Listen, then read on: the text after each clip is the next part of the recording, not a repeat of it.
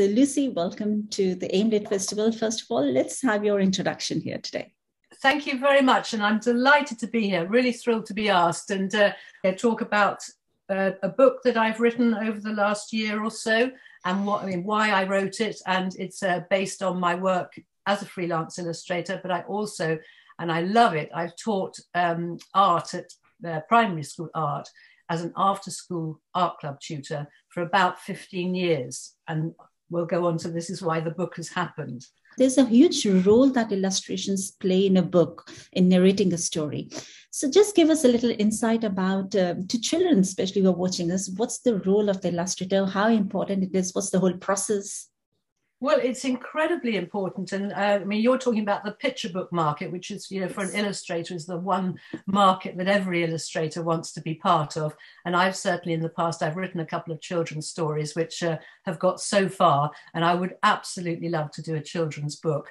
But, as you say, we grow up, these are images that we never, ever forget. You can talk about the obvious people, Beatrix Potter and the work of Quentin Blake. But there are so many, and I think we grow up loving those kind of icons of illustration, but we also then find books that we all love that we never forget. And I definitely have those books, and I still have them today. And I think, like many illustrators, I'm a big collector of children's books. They are just the most wonderful things, and it's that marriage, which is what an illustrator is about, of images and text, which is so important. When you start illustrating a character, let's talk about characters. You have a story in front of you. How do you get the idea of what the character should look like? Are you inspired by the way it's been described in the text, or is it something that you put something of your own in it? I think it's a bit of both, but I think as an illustrator, it always comes back to text. You're given a brief, you're given a text or whatever kind of illustration commission it is, and you need to, it's a bit like paying homage to that. You've got to translate that visually. So what you're given is very important, but then the point is not, that's why people come to different illustrators, is that they give a different spin on it. It's to do with their own style. So, I've got an example here of, in terms of character development, hopefully everybody can see. Yes. You see this? Yes. So this is a series of duck illustrations. And it was a company that came to me who they were setting up an app to support local businesses, and they wanted a character to represent their business, which is a lovely idea. Many businesses in that kind of business would maybe just go for a logo, but to create a character. And for me, it was animated, and it was the first time I'd seen my work animated. So wow. Really thrilling. So this started, they gave me a list of how they wanted the duck to think different things that the duck was going to do. So I just followed that brief, and you've got, they wanted, I've got a mother eating, going to restaurants, all things that you would do locally. And at the end, they said that they wanted me to name the duck. And I live in York, and in York, for anybody who's been there will know that there's a great big tower, a very famous tower on top of a hill. Okay. In York, and it's called Clifford's Tower. And the combination of, we're by the river Ouse, and so we're surrounded by ducks and geese, which is why they wanted a duck. And so the duck got called Clifford the duck. You can see, I think it's on my website, you can see the animated video. So really great to have to see my work animated. And there was a local animator who did the animation. So it was a very great local project. So are you inspired by the real life? Do you go out and observe the ducks, how the expression is? Because obviously it requires every different kind of expression requires you to just see. Absolutely. So I would have done that kind of going around. We are absolutely surrounded by ducks and geese. They are everywhere. Some people think they're a bit of a nuisance, but I love seeing them. So yes, definitely from wandering around. But then the internet is the most fantastic resource for research. Okay. And when I'm teaching, I encourage children to use it all the time, not only for looking things up, but also all the tutorials, online tutorials, and art things that are on the internet. Yeah, if you use it properly, it is a great source of information, isn't it? Absolutely fantastic, yes. So, Lucy, you have also been very busy during the lockdown and published a book.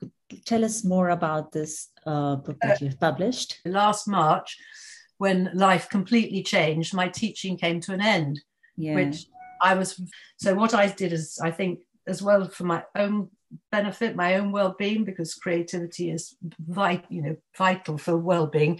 I started to do little projects to post on my social media to help parents who are homeschooling, and just for fun for me. So in a way, I kind of went in a slightly different direction, because I wasn't illustrating, I was making.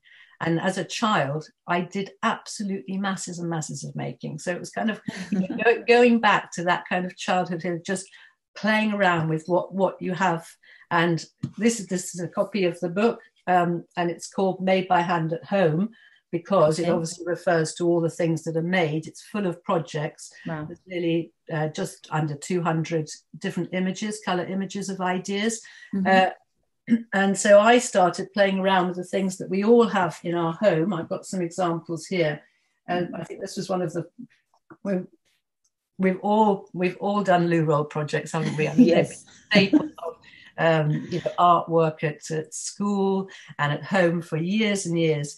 And the book is also about the positive things that have come out of the last two years. About how so many people wanted to reconnect to being creative. Yes. They had time, they're at home. A lot of parents were homeschooling. They wanted to be doing things. And there was an explosion around the world from artists and makers offering all sorts of projects for people to do. It was there's real positive of that time, which I hope will continue. And also the other thing is the reconnection with nature. You know, people had that first lockdown was an incredible time when it was a beautiful spring, wasn't it? And people were in their gardens, they were walking, they had time to kind of experience nature again. And one of the first projects I did was, I don't know, a lot of birds and animals became very confident at that time because there was less food about, so they had to be bolder.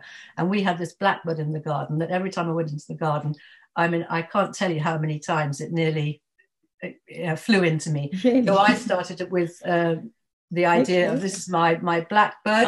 And I then thought it'd be fun for children to do a series of loo roll birds to record the birds that they see in their garden. So from that, we then went on to, we don't just have birds, but this is my little fox here. And then I thought, actually, there's the whole wider world of the animal kingdom. And this was my lion. Oh, wow. That's very creative. So we've got loo rolls, this one, well, you can see. It's a fish. And with all my making work, I'm an absolute believer in a Pritt stick, a glue stick. This one, actually, I did use some super glue because I rolled the fish so tightly. But as the book says, all the things in the book can be made just with what we have at home, just the materials that we have at home. And in a way, it's opposite to my teaching. When I teach, I go into the classroom and all the pupils are given the same materials, and then what they do with them will be, their own individual creativity. With the book, I'm encouraging people to look and see what's around them. So yes, we all have loo rolls, but we then have, let's say we have, here's a spider loo roll here. That's cute one. We also have different things, and it's I had my children at home during the time, which was fantastic, and a lot of the projects make use of food and drink packaging. And I find that every time my daughter comes back into the house, she's holding a coffee, takeaway coffee cup. And so I started playing around with the kind of packaging we have. So this was the textures come out so well. I mean, you've really expanded on that texture and created that character, isn't it?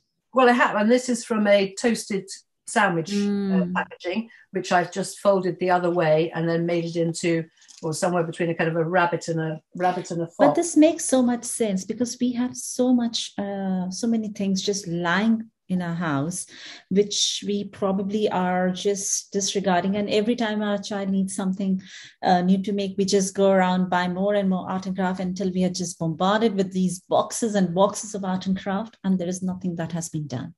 Absolutely. And this, I make this very clear in the introduction of the book. There's only one extra tool that I did buy. I haven't got it to hand, but it's a big hole punch, and I do use it a lot. And that literally is the only thing that I would recommend from going to art and craft suppliers. I'm not denigrating, art and craft suppliers, but there really isn't any need. And I see a lot of projects when I look on my social media of people who are doing things, but with all sorts of like glue guns and things like that. Well, a child with a glue gun, I just think. And you've mentioned, I talk a lot about packaging in the book, which is so important. When we went into lockdown, we're already in a world where we're getting increasing amount of packaging in our homes and also from the drink industry. But of course, we weren't going shopping. We were online ordering. So we were having even more packaging. Amazon packages every day, yes. Yeah. So it's making use of those things completely. And in the book, there's a lot of work on paper and cardboard, because that's what I use in my work. But I go on to look at this little character is you can see from a... I'm just going to make the screen bigger so people can see. Wow. Oh, that is so cute, adorable. Okay. And so that's a can. That's just a cork, like a champagne cork, or that kind of cork, with a little wine bottle top. But it's very simple to do, and might be quite fun on a table or as a little present, wouldn't it? So it's. I can almost see you getting very excited every time you get a delivery from Amazon or pizza delivery home. Absolutely, you're like a new project. I get very excited, and it was a great time because, as I said, I had the children home, and I was being introduced to things, like the. This sort of packaging that I wouldn't normally come across, because I don't buy toasted sandwiches, but they do. It's a different generation, and this is just ordering food online, for example. I had a good example. Somebody told me a funny story that this was in America, that they had their son at home during this time, and these big boxes were arriving. He was a university student, but like lots of university students, wasn't at university, but was at home. And these giant boxes kept arriving, and the dad would bring them into the house and say, "You've got your next package." And after about 6 of them arriving, he said, "What's in these boxes?" And he was ordering, this young man was ordering those multi-packs of, like bags of crisps with 36 packets in them. Because that's what he did at university. It's just rather than going to the shop to order them. And they were just bags of crisps arriving at the house. Oh no. I know. I know. We went through a very, very tough time. Some people found a way to express their creativity. Some people found a way to expand into what they were already doing. And some people, sadly, were not very, very anxious about the whole process on its own. So it's been very difficult and very different, very unique journey for each one of us, isn't it? Very, very mixed. And as I say, the book highlights hopefully the positives that have come out of it. Another big positive is that people are much more aware of sustainability. They're much more aware of green issues, and that's fantastic. Obviously, with where we're going, it's really, really important. So that's excellent. What I really liked about what you said here was, that you allow everyone to just, I can almost imagine a child just moving around their room and thinking, what is it that is connecting with me right now? And because we're talking about developing a character, and I strongly believe that the characters we develop are something that's stemming out of our own strengths and beliefs and fears and challenges that we are facing at that particular time. So in a way, it's a very therapeutic process for the child to just move around and collect the things that he's connecting to at that point and create something beautiful out of it. Absolutely. And it's about making those creative choices. In the book is not a kind of arts and crafts prescriptive book. It's about making use of what you have, being in the house and thinking, oh, look at that. What could I do with that? And the first chapter is entitled The One Box Challenge. And just what we're saying. So well, you can see this, but yes. My daughter came home from university because she had to. So and she helped you with the pictures. Came with a coffee machine, which should be a new thing to me, which takes coffee pods. I'd never come across coffee pods. So this is a coffee pod box. We suddenly had a lot of them in the house. And I took the box and just started playing with it. I don't know how you can see here. So I used the box whole, and I cut the box up, and then this one character here with the big eyes is the box completely unraveled and turned inside out. So this is just to show children it's not a step-by-step book, because that's not the idea. So you're just giving them options that they can develop. The images are starting points and talking points, and looking and thinking, oh, we've got a box like that. We could do, this is like my son and I had a treat when the first went into lockdown. My daughter hadn't come back from university then, and we'd order a pizza each week as a treat. And I couldn't believe it. The pizza, because I think we were ordering one big pizza that we shared, it came with an extra box. And you can imagine I was beyond excited. A brand new pizza box arriving on our door. So I then started doing all sorts of things with these pizza boxes. So that was just something that randomly came to the house.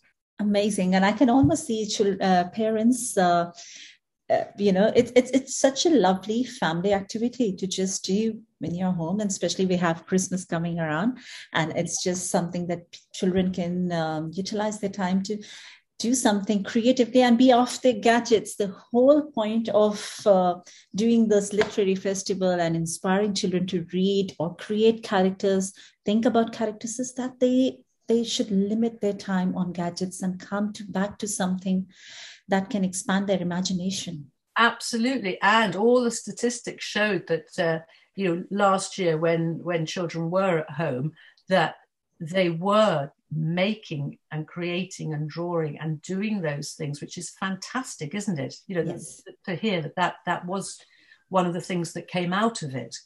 And hopefully they're continuing to do that.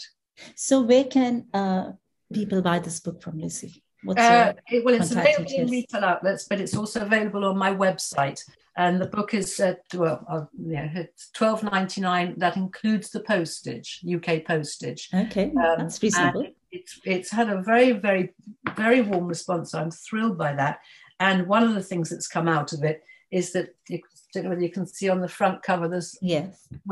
In some kind of food outlets, you can get little wooden forks and spoons. Yes. I love, because they're just beautiful objects in themselves. And our main library in York, the head children's librarian saw it and had this idea. We got together, and she was given boxes of these beautiful, absolutely beautiful beaded utensils, and said, would I go on a tour of the York libraries doing workshops with these wooden utensils? So I thought, fantastic.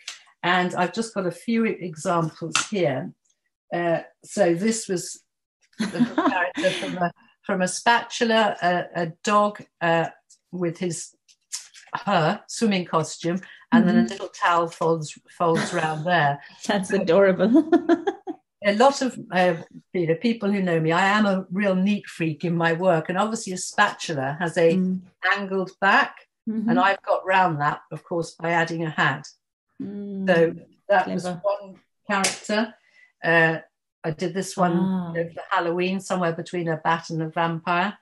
And then a more traditional one here is hopefully a rather sweet bride veil on the back. And why I'm mentioning these is that I've been doing these workshops locally for children, real family affairs, because the parents are there too.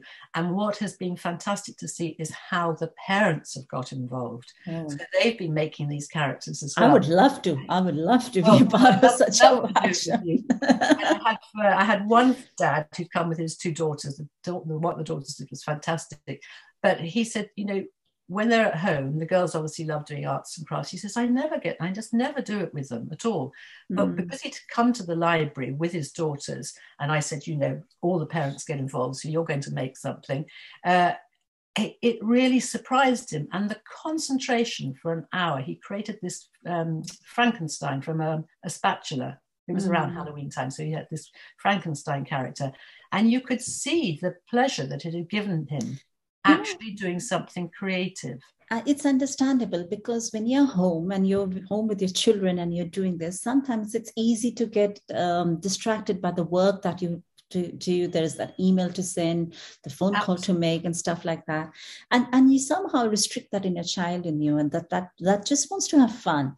So the good point here would be that if you're not able to attend the workshops, the wonderful workshops that you do, at least when you're doing this at home, just leave your phones and gadgets aside and just dedicate that time totally, completely to your family or to yourself. Absolutely. And of course, for the girls, seeing their dad doing something, they couldn't believe it. Absolutely. And it was what he did was so good. And so, I mean, there was the quality level of it, but it was the fact that they were sitting there with him, working together.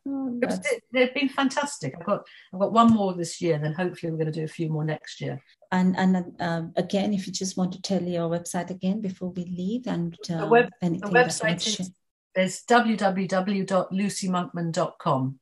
And I have a shop section, and you'll very easily find the book. Almost forgot that you are also sharing something more than that with us today. We talked about this, didn't we? And yes. In terms of characters, this was actually something that somebody asked me to do, to set a creative challenge for children, and it was around Easter time. And I've just taken a series of ovals. I work a lot with mathematical shapes. And turn them into a series of rabbit illustration, one chick.